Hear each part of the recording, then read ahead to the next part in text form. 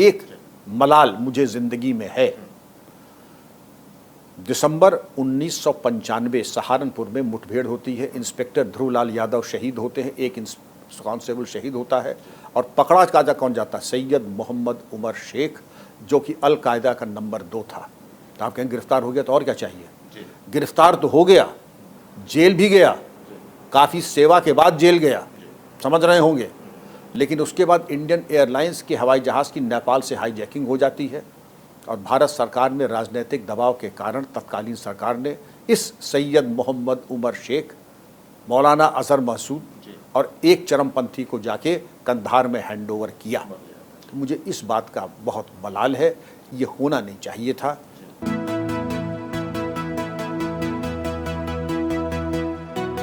Sir, अब उस एक और अगले मुकाम तक पहुंचते हैं, एक अगले स्टेप पर जहां आप ज्वाइन कर चुके हैं आईपीएस के तौर पर, और आप, अगर मैं सही हूं तो मिर्ज़ापुर शायद पहली आपकी जी हाँ, पहली पोस्टिंग मेरी मिर्ज़ापुर। सर, मिर्ज़ापुर का इतिहास गोली बोली या यूँ कहें कि माफिया और राजनीति का एक कॉकटेल रहा है, इसका इतिहास रहा है, बड़ा इतिहास रहा है।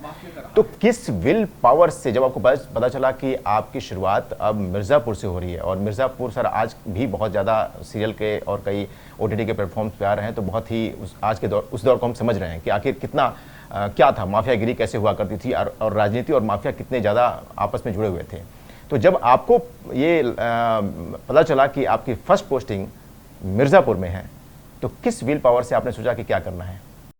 देखिए, एक तो माता पिता से मुझे सीखने का अवसर मिला, शासन प्रशासन में आपको ये मुझे लाभ मिला कि आप क्या कर सकते हैं, क्या नहीं कर सकते हैं। तो सर्विस में आने के पहले ही ये स्पष्ट था कि कोई भी व्यवसायी, कोई भी बिजनेसमैन, कोई भी ठेकेदार आपसे मिल नहीं सकता है, उससे किसी प्रकार का सामाजिक संबंध आपका नहीं रहेगा। पिताजी ने कहते ये आज के युग में, हालांकि ये शब्द ठीक नहीं है, अछूत हैं। व्यावसायिक पक्ष, आपराधिक पक्ष, ठेकेदार पक्ष, ये इनसे आप मिलेंगे नहीं, कोई संपर्क नहीं रखेंगे। उनको बुरा लगता है, लगने दीजिए। और लाभान्वित होने का तो प्रशासनिक नहीं, आधी प्याली चाय का गुनाहगार अगर आपने ले लिया, वो गाय के गोश्त के बराबर है। आप मिर्ज़ापुर पहुंचते हैं और आपको सबसे महत्वपूर्ण सर्कल मिलता है।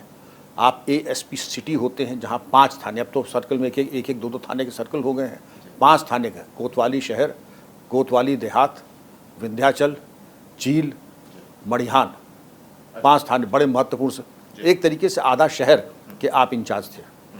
आपकी रेपुटेशन पहले ही पहुंच जाती है, और ये पहले ही पहुंच गई कि साहब बहुत कड़क हैं और साहब किसी से मिलते नहीं हैं और किसी ज़्यादा संबंध नहीं रखते, काम से मतलब रखते हैं। ईमानदारी का काम हो, सीधे जाइए, आपका काम हो जाएगा।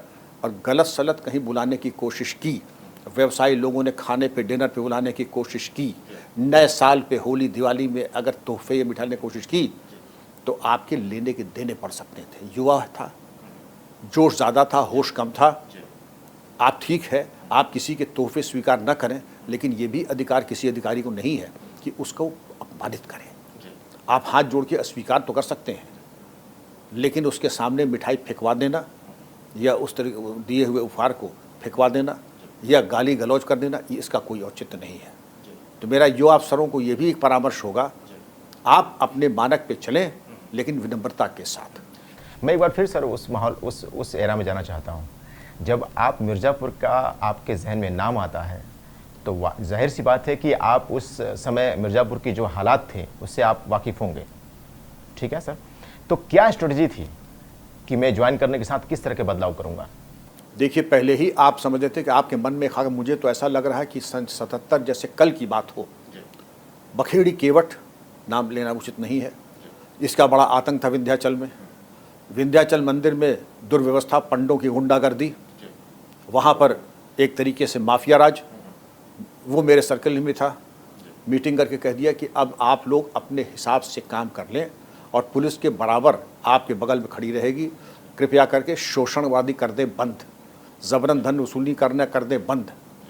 बखेड़ी के बारे में पता लगाया, सूचना तंत्र डेवलप किया और शायद 60-65 दिन में उसका इनकाउंटर हो गया विंध्याचल की पहाड़ियों में।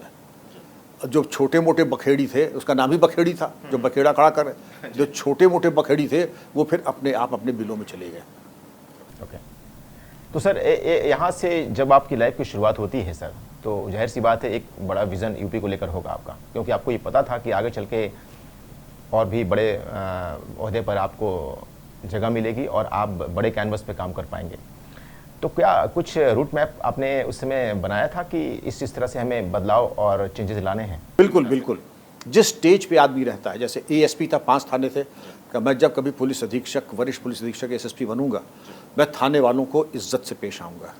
क्योंकि हमारे यहाँ ये कुछ उप संस्कृति थी कि नॉन गेजेटेड को कुर्सी पे नहीं बैठाते थे।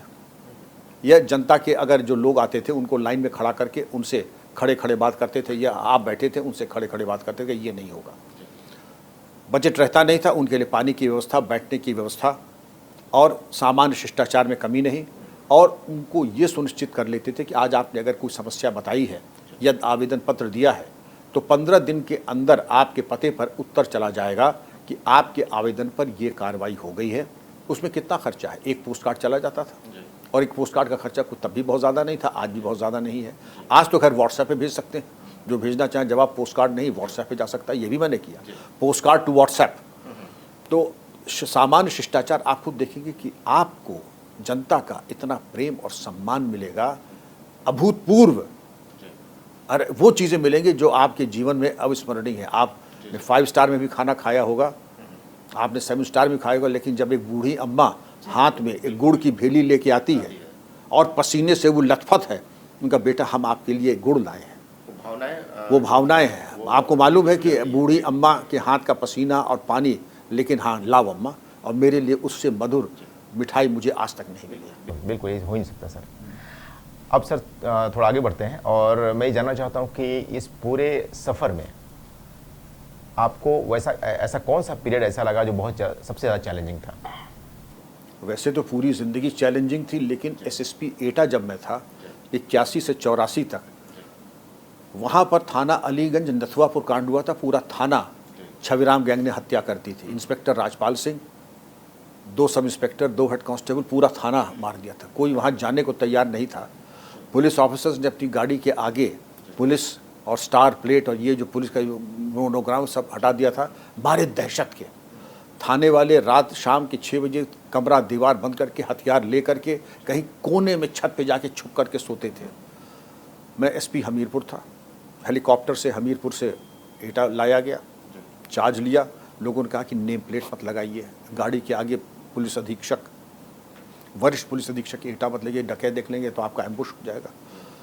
होगा तो यही नेम प्लेट भी रहेगी, एसएसपी एटा भी रहेगा, और बाकायदा इनसे जब पूछताछ की जाएगी तो नेम प्लेट लगा करके पूछताछ की जाएगी।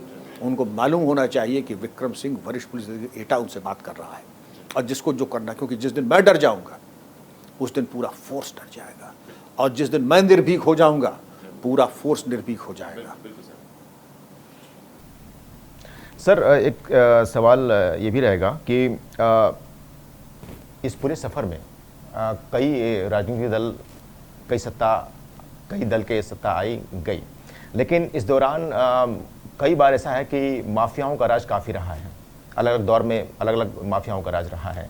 तो हम ये जानना चाहते हैं कि ऐसा कोई वक्त आया जिसमें आपको फ्री हैंड मिला कि नहीं, अब सफाया करो? मुझे जीवन में देखिए 2 तरह के जनरल होते हैं, एक बाथरूम जनरल और एक वॉर जनरल। बाथरूम जनरल सदाबहार रहते हैं, जब तक मामला ठीक है, कव्वाली और संगीत संध्या हो रही है, वो सदाबहार रहते हैं। लेकिन जिस वक्त गोली चलने लगती है, मरने मारने की मौका आ जाती है, तो वो बैकग्राउंड में चले जाते हैं। Bathroom general, war time general सामने आ जाते हैं। जब जहाँ किसी तरह की आग लगी और जहाँ मरणोपरांत वीर पदक मिलने की संभावना रही, मैं वहीं भेजा जाता था। और वहाँ किसी नेता वेता की हिम्मत नहीं रहती थी कह दे कि इस एसओ को हटा दीजिए या लगा दीजिए। उनका यहाँ पर नेताजी आप ही जिंदा यहाँ से चले जाएं बहुत बड़ी बात है। यहाँ थाने के थाना मारा जा रहा है तो उनकी हिम्मत नहीं थी। अब एटा में कौन कहेगा, हमीरपुर में कौन कहेगा, जहाँ पे पंजाब टेररिज्म चल रहा है वहाँ पे किसकी हिम्मत है। लेकिन जब शांति आई, एक आध जगह पीसफुल पोस्टिंग, जब एसएसपी थोड़ा और सीनियर हो गया, कंपैरेटिवली शांति हुई, तो लोगों ने दबाव डाले कि तब तक रेपुटेशन आपकी बन जाती है, और वो समझते हैं कि जायज़ काम अगर होगा तो मैं दफ्तर से तभी जाऊंगा जब आपका काम हो जाएगा। नाजायज़ काम करना तो छोड़ दें, मैं उस तरफ देखता भी नहीं हूँ। और ये बड़ी छोटी सज़ा मेरे लिए, मैं सज़ा मानूंगा भी नहीं। मैं स्वीकार करूंगा कि नेताजी, एमपी साहब, मंत्री जी, आप मुझे शिफ्ट करा दें, मैं विरोध नहीं करूंगा, लेकिन मेरे रहते ये आपका काम होने वाला नहीं है। सर, एक सवाल जहन में ये है कि कभी ऐसा लगा कि ऐसा मलाल रहा, एक वर्ड है मलाल, कि नहीं मैं यहाँ कुछ और कर सकता था? नहीं, मैं समझता हूँ जितना मैं कर सकता था, परमात्मा ने जितना अवसर मुझे दिया, और ये तब दिया जब मैंने किसी राजनेता को न किसी के घर गया, न किसी को अपने घर आने भी दिया। मुझे पूरा संतोष है। लोग 6 महीने की पोस्टिंग के लिए तरसते हैं, मैं हर महत्वपूर्ण पद पे 3 साल रहा, इंक्लूडिंग डीजीपी पे 2 साल 8 महीने। अब और क्या चाहिए? नहीं सर, मलाल की मैं वो जानना चाहता हूँ, ये कर सकते थे, ये नहीं कर पाए। कुछ ऐसा इंस्टेंट हुआ हो जहां आपको लगता कि इसको उठाना चाहिए था, या इनकाउंटर करना चाहिए था, या कुछ और करना चाहिए था, जो किसी कारणवश छूट गया? तो मैं नहीं कहूँगा, लेकिन हाँ, मेरा सक्सेस रेट ऑलमोस्ट 100% है। एक मलाल मुझे जिंदगी में है। दिसंबर 1995 सहारनपुर में मुठभेड़ होती है, इंस्पेक्टर ध्रुवलाल यादव शहीद होते हैं, एक कांस्टेबल शहीद होता है, और पकड़ा कायदा कौन जाता है? सैयद मोहम्मद उमर शेख, जो कि अल कायदा का नंबर 2 था। तो आप कहें गिरफ्तार हो गया तो और क्या चाहिए? गिरफ्तार तो हो गया, जेल भी गया, काफ़ी सेवा के बाद जेल गया, समझ रहे होंगे। लेकिन उसके बाद इंडियन एयरलाइंस के हवाई जहाज़ की नेपाल से हाईजैकिंग हो जाती है, और भारत सरकार में राजनीतिक दबाव के कारण तत्कालीन सरकार ने इस सैयद मोहम्मद उमर शेख, मौलाना अजहर महसूद और एक चरमपंथी को जाके कंधार में हैंडओवर किया। तो मुझे इस बात का बहुत मलाल है। ये होना नहीं चाहिए था। इनका इलाज हिंदुस्तान में ही होना चाहिए था सैयद मोहम्मद उमर शेख का। आप कह सकते तो आपने तो जेल भेज दिया, हमने तो जेल भेज दिया, और क्या कर सकते थे हम? आप कह सकते हैं कि आप वहीं इनकाउंटर कर देते। बिल्कुल सर, हाँ बिल्कुल। ये क्यों नहीं होता है सर कि कहाँ से, कई बार फिल्मों में ऐसा देखने को मिलता है कि ऊपर से फोन आ गया, इनकाउंटर नहीं करना है जी, तो ऐसा कुछ होता? कुछ नहीं हो सकता। एनकाउंटर के वक्त फ़ोन नहीं आता, फ़ोन तब आता जब आप लेना चाहते हैं। अगर आप फ़ोन न लेना चाहें तो अगर फ़ोन आ भी जाए तो आप कहते हैं आवाज़ नहीं है, सिग्नल क्लियर नहीं है, बाद में बात करूँगा। अब आपको जो करना है कर दीजिए, उसके बाद हाँ आपका फ़ोन आया था, उनका था देख लीजिएगा, देख क्या खाक लेंगे, अब तो हो गया, आपको 10 मिनट पहले फ़ोन करना चाहिए था।